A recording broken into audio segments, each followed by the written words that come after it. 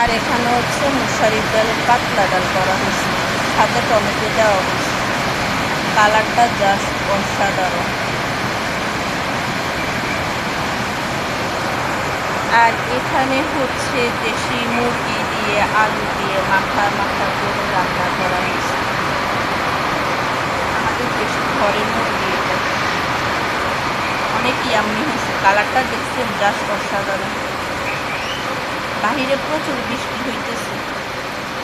বৃষ্টির দিনে খিচুড়ি আর মুরগির মাংস হলে জমে যায় না। রান্না হয়ে গেছে, এখন তো আর খিচুড়ি করা যাবে না, এখন সাদা ভাত দিয়ে খেতে হবে। কোনো ব্যাপার না, খেতে ভালোই লাগবে। আর এখানে রান্না করা হয়েছে 3 মিশালি শাক। 3 মিশালি শাক দিয়ে ডাল দিয়ে রান্না করা হয়েছে। কলমি শাক, পাট শাক, এলিচার শাক, এগুলো দিয়ে ডাল দিয়ে রান্না করা হয়েছে। এই খাবারগুলো কার কার পছন্দ কমেন্ট করে জানাবেন।